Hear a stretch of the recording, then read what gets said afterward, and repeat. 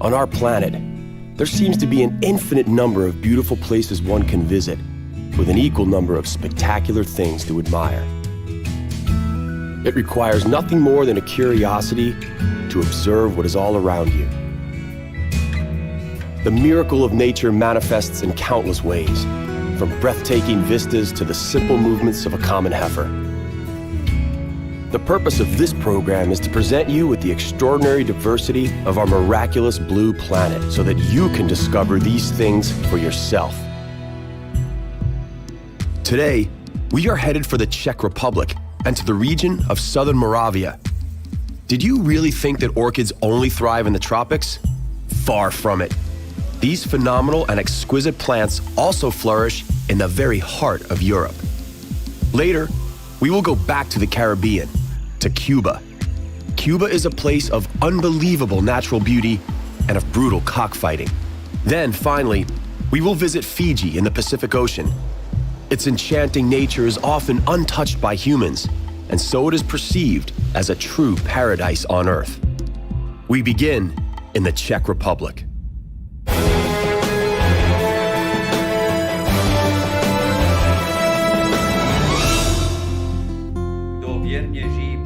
The day in the sculpture workshop of Otomar Oliva begins with a prayer. Only after prayers does he begin the casting of bronze sculptures. Welcome to Slovatsko, a region of southern Moravia in the Czech Republic, in the very heart of Europe. It is a plentiful land, with God-fearing people clinging to their traditions. The sun is rising above Velehrad. The foundations of the monastery originate in the 13th century, but it was considered religiously significant even earlier. In the 1990s, Pope John Paul II made an official visit here, which only added to the status of the monastery. The sculptures originating in the workshop of Master Oliva are world-renowned. Usually, they depict religious motifs. Not surprising, since southern Moravia is generally accepted to be the most religious region in the otherwise atheistic Czech Republic. The casting is the hardest part of the job. Thorough cooperation is absolutely essential. Traditions are preserved and closely followed. During the working weekdays, people no longer wear richly decorated folk costumes, but during folklore celebrations, you find they follow a very different script. The Vulchnov Ride of the Kings is a concept known around the world. A boy representing the king is chosen as the main character. The king's private party accompanies him on horseback. According to experts in ethnicity, this ceremony is some sort of an initiation ritual, whereby boys become men. Did you believe that only African tribes held such rituals? Not quite. Similar traditions also take place regularly throughout Central Europe. Southern Moravia remains a predominantly agricultural region. During similar festivities, it is easy to understand the locals' obvious appreciation for the land's bounty. Each year, the manual meadow mowing competition is a huge attraction. Naturally, the winner is rewarded with a shot of local schnapps. And a lovely song. From honest and passionate, though unschooled voices. The folk songs are beautiful and heartfelt.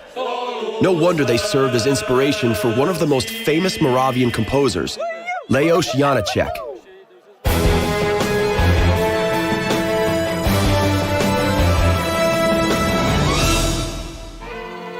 Slovatsko is well known for both its traditions and for its picturesque nature.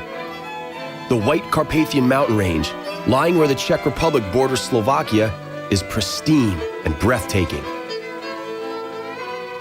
A war memorial was erected here in memory of the 28 American pilots that died in 1944 during the Battle of Slavíčin. Sweeping vistas across stunning landscapes have inspired countless local poets to write touching verses, showering praise to the beauty of the countryside.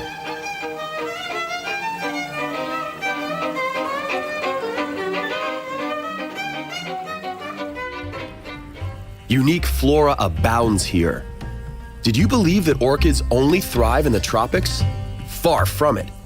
Some of the most rare species of these fascinating plants flourish on the surrounding meadows. This happens to be an exquisite wild rose. A lovely and rare orchid with the poetic name lady slipper is prized by the local population. Sadly, it is the most endangered species of flora found in Moravia. Myriad flower species, resplendent with color, make these meadows an endless source of natural wonder.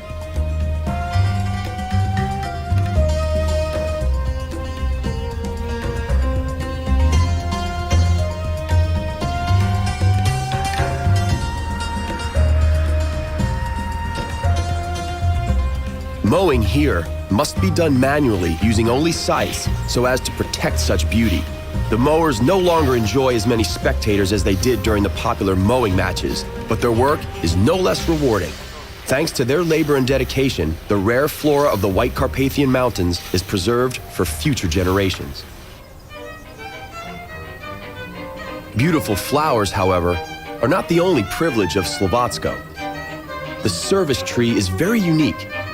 This tree cannot be found anywhere else within the Czech Republic. It is impossible to plant the service tree. In order for it to reproduce, its fruit must first pass through the digestive system of a bird. The service tree is a kind of rowan berry. The locals make fantastic compotes and an excellent schnapps from its fruit. The making of fruit schnapps is an ancient tradition in Slovatsko. They can make it from practically any fruit: apples, pears, apricots, or peaches. Surely, though, Slivovitz is by far the most characteristic local homemade spirit. It is made from plums, locally known as blackthorn. The sour made from fruit is distilled twice in the small still. These stills are to be found all over Slovatsko. The result is a very strong spirit with the alcohol content being anywhere between 40 and 80%. Since the best Slivovitz usually has an alcohol volume of about 50%, it is often diluted with water. Slovatsko is also a wine region. Predominantly, white wine is cultivated using both Rhine Riesling and Pinot grapes. The pride of the region is the delicious Moravian Muscat. It was cultivated right here in Poleshovice. The giant sequoia is yet another local wonder. This huge tree may live up to 3,000 years. This particular tree was planted here in Chabaň in 1872. None dare to guess how long it will live. It is a very healthy tree indeed. In 1972, it was struck by lightning and split in two, yet here it stands today. Amazing.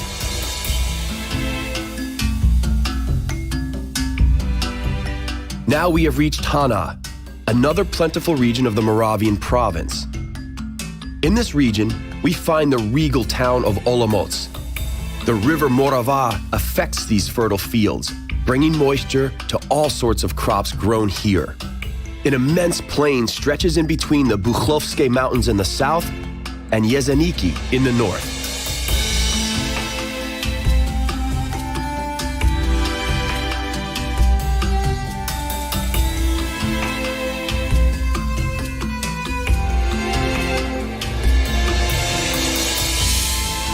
This is a local specialty. Not to worry, they're not making opium from the poppy seeds in Hana. These seeds are ground and mixed with sugar to make a lovely cake and pie filling. Even though Moravia is more of a wine region, hops are also grown here. Hops are a very characteristic Czech plant, from which the world-renowned Czech beer is made. More poppies. If the truth be told, in the old days, its sole purpose wasn't just an ingredient in local delicacies. It was also commonly used to make a mild concoction given to children as a sleep aid. Hops have a similar effect. No wonder then that in Hana, a pleasantly lazy ambiance often prevails. Watch out for this bridge. It is found in Litovel and was built in 1592, which makes it the third oldest bridge in the country. Sadly, it was damaged in the tragic floods of 1997. Those floods were the worst to have hit the Czech Republic in the last 1,000 years.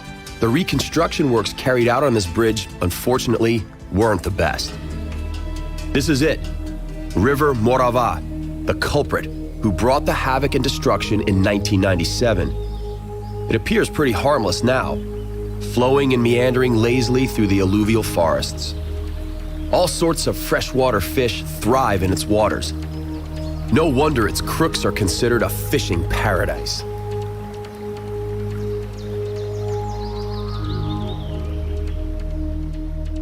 The most picturesque Czech castle, Bozov, lies close to Litovel. In the 19th century, it was converted from a fortress into a beautiful and romantic castle.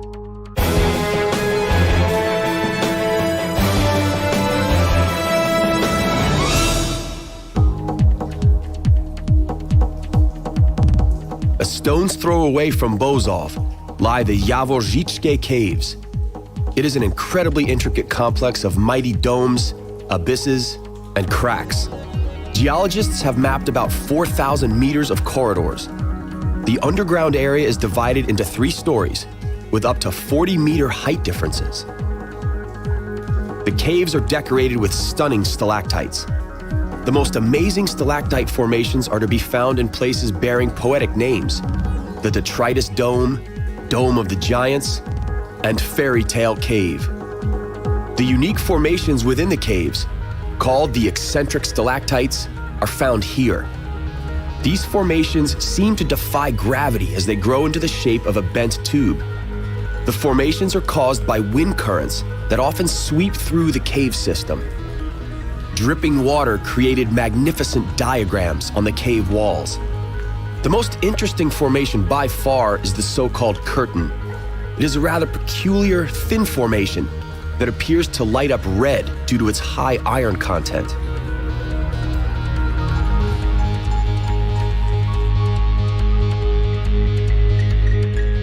The sun sets over Hana, and we say our goodbyes.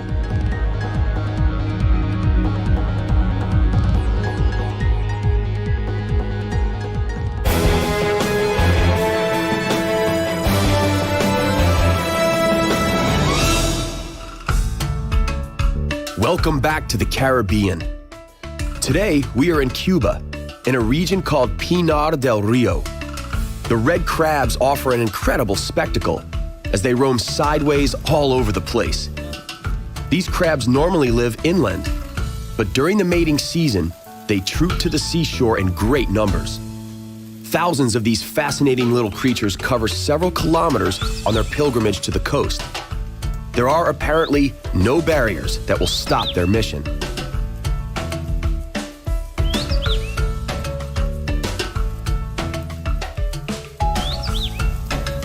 They seem quite frightening. Perhaps if Alfred Hitchcock lived in Cuba, he might have written a horror about crabs instead of his famous birds. Imagine the mayhem should thousands of crabs suddenly materialize in the city streets. The crabs haven't got it easy. On their way to the mating grounds, a number of roads stand in their way. Not every driver manages to avoid them. The vultures lurk nearby, waiting for a tasty treat.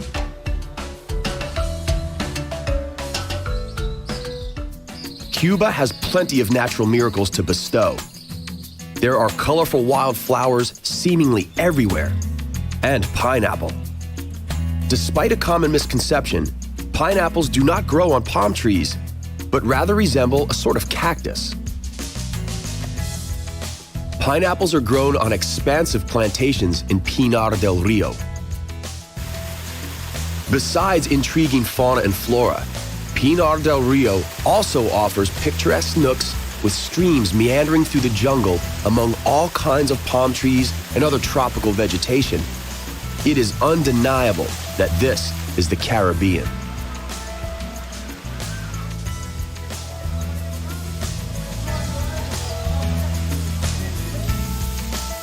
In many places, the streams create high waterfalls that wash out holes in the surrounding rocks.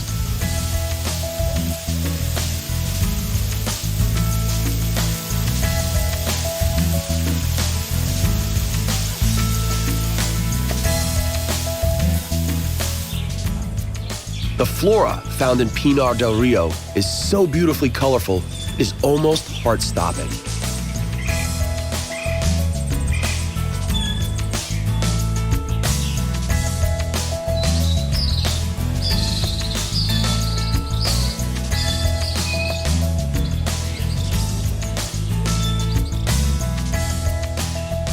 The vultures also seem to indulge in the sleepy afternoon siesta. Actually, they are merely patiently awaiting their next meal to come along, partially alive or completely dead. Everyone rests, animals included.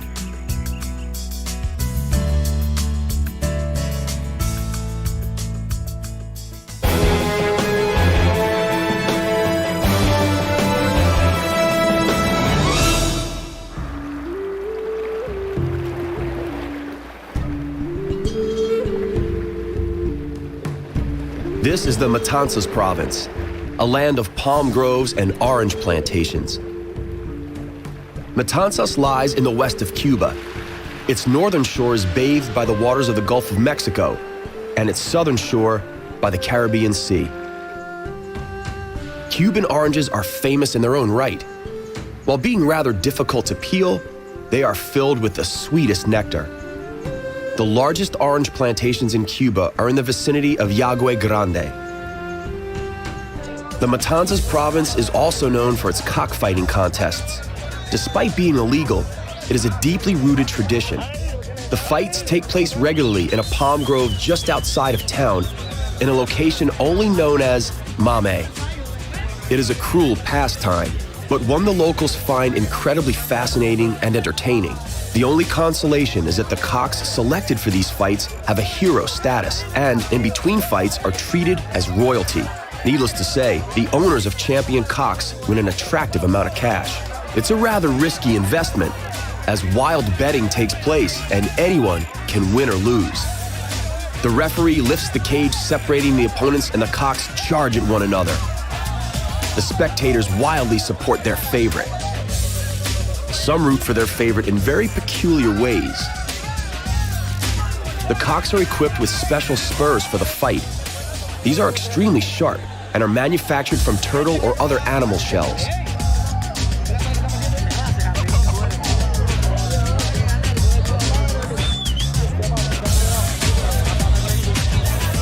The contest is over and the winner is clear. Cock blood is rinsed away by the rough sea bathing the shores of the Matanzas province. Its center is a town of the same name with some 100,000 inhabitants. It used to be the sugar industry and trading center of Cuba. This is where we bid Cuba goodbye.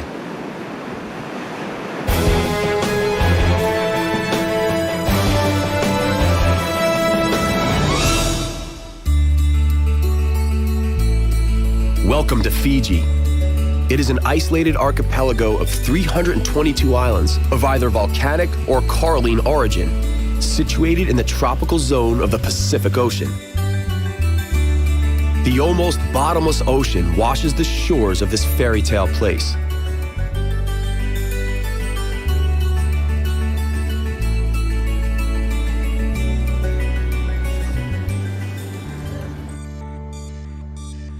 The tropical sun scorches the land.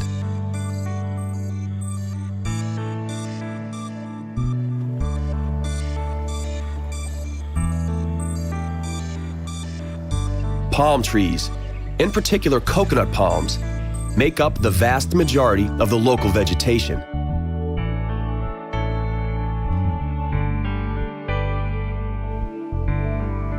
More than half of its area is covered in tropical rainforest growth. Turquoise sea contrasts with the lush greenery and creates mesmerizing scenery.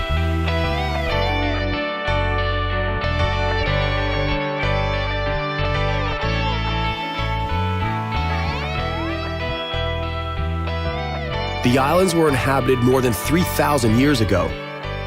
The exact origins of the first inhabitants of the islands of Fiji remain a mystery. What is clear, however, is that Fiji was settled by two distinct races, today known as the Melanesian and Polynesian races. The European exploring expeditions discovered Fiji in the 17th century. Europeans settled here only in the 19th century. The islands first came under the British administration as a colony in 1874, and in 1970, Fiji gained independence. Warm wind from the sea ruffles tropical vegetation. The foaming ocean washes sandy and rocky beaches alike.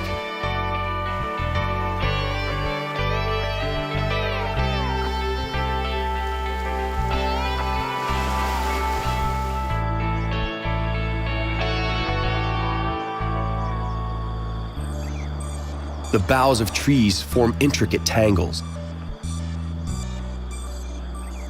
Owls, parrots, reptiles, and insects make up the indigenous fauna of the islands. Mammals, such as horses, were only brought to the islands by settlers. Unique sand dunes are to be found near the town of Sigatoka.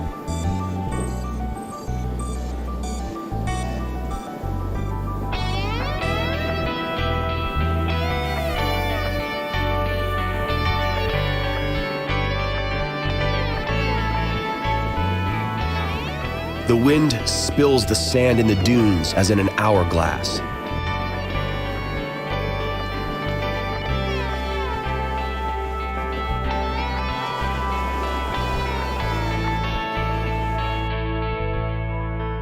No signs of civilization, only virgin nature. This is Fiji, one of the gems of the Pacific.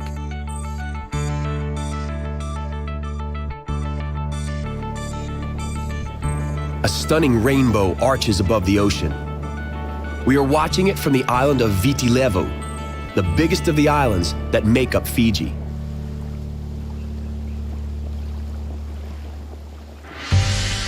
The ocean forever bathes the shores of Fiji. The scorching sun slowly begins its descent.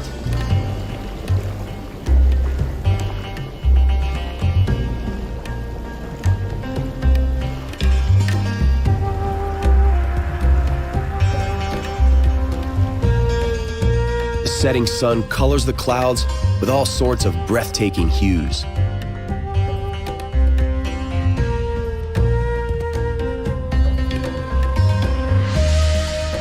The tropical climate in Fiji ensures a particularly favorable environment for a wide variety of richly colored flowers.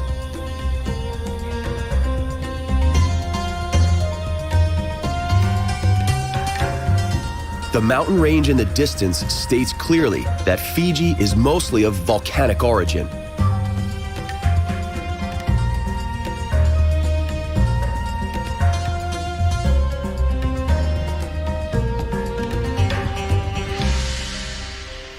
It is truly a fantastic scene. Peter Jackson could have chosen Fiji as the setting for his Lord of the Rings trilogy. This really isn't far off from the idyllic Hobbiton.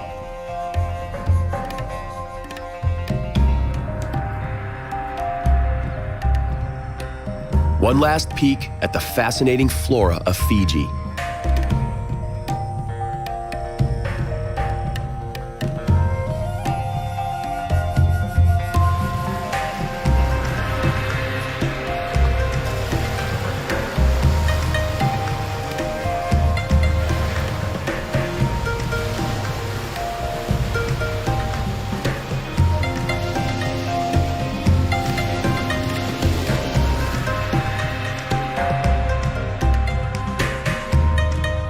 We bid Fiji farewell from one of its smaller islands, one that measures only a couple of 100 meters across.